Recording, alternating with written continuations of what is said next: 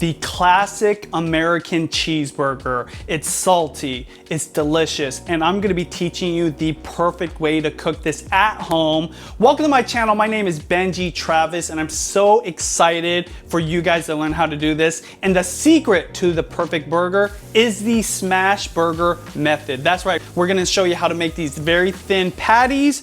And with that being said, let's go ahead and get right into the ingredients. So first off, we've got our ground beef. Now what's important here is you get the 80-20 ratio. That's the difference between the fat and meat. We're gonna be weighing it out on a scale for even cooking.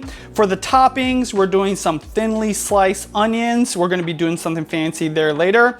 Good old American cheese, melts perfect. And lastly, for the topping, we're doing bread and butter pickles, sweet, and it's got a crunch to it. For the condiments, very simple. We've got the ketchup, we've got the mayo, salt and pepper, and that is all you need. And then let's talk about the buns. I'm just using your standard, simple, small buns. You can use Hawaiian or potato if you want. I'm just using the regular stuff. And then we're gonna be using butter for both grilling the meat as well as toasting the buns. All right, with that being said, we gotta talk about our tools, because to make a proper Smashburger, you have to have the right things to do it with. First, we're using a nice sturdy spatula. If you can get something with kind of a sharper edge at the end and a sturdy handle, that's gonna be key so that you can scrape your burger off your griddle and get all those good bits. Now, if you can get one of these, go ahead and invest in a burger press. This is heavy. It's gonna help you smash those burgers into the pan and get a nice flat patty. I'll be using this top to my skillet, which is gonna help me steam the burgers a little bit later. Let's talk about the cooking surface. I'm using a cast iron griddle, which is already warmed up, and in fact, it's ready to start toasting those buns. You can also use a cast iron pan, even non-stick. You're just gonna want enough surface area to be able to smash those burgers. All right, let's go ahead and start putting our patties together and get cooking. So I like to get it to about 90 grams. What is it, 107?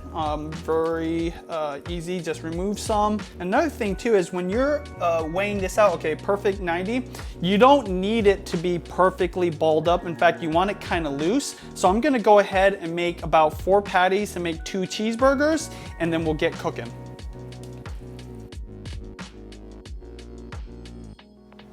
So my patties are ready to go. As you can see, they're nice loose meatballs. I've salt and peppered them.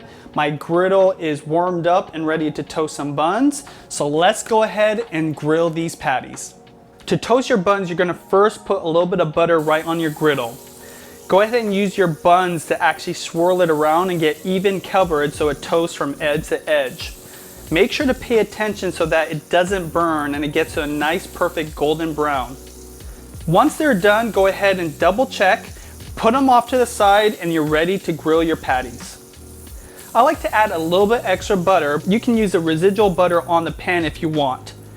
Add your patty seasoned side down, and make sure to give it enough room between each patty so that you can smash them.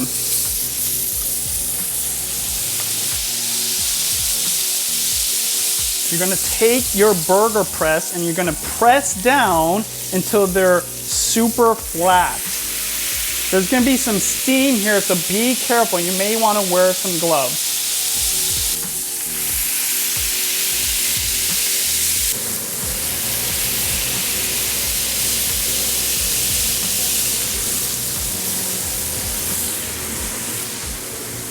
Once you've smashed all of your patties, go ahead and add a little bit of salt on each one to season and move on to preparing your bun. I like to add a little bit of mayo on the bottom bun while the burger patties are cooking.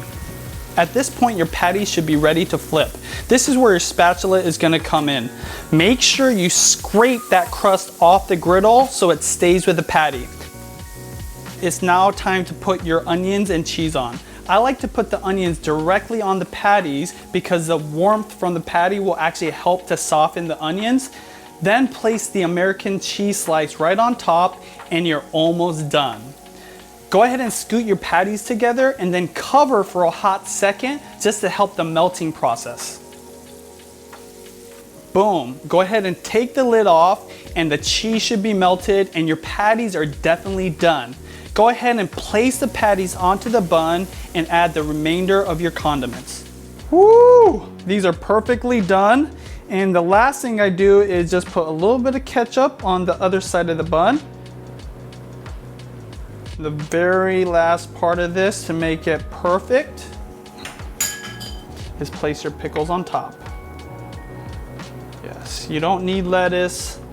You don't need any fancy ingredients. I am telling you, this is all you need. And you don't even have to make a sauce with this because all these flavors, all these ingredients are what usually is in a special sauce. So go ahead and place this on top and enjoy. It's juicy, it's melty, and guess what? It's delicious. I know you can do this. I hope you try it at home. Most likely you're gonna have everything in the kitchen that you need. I'm gonna go ahead and taste this. If you like this recipe, hit that like button. Comment below what's your favorite toppings. But honestly, you don't need anything other than what's here. All right. Okay. That is bomb.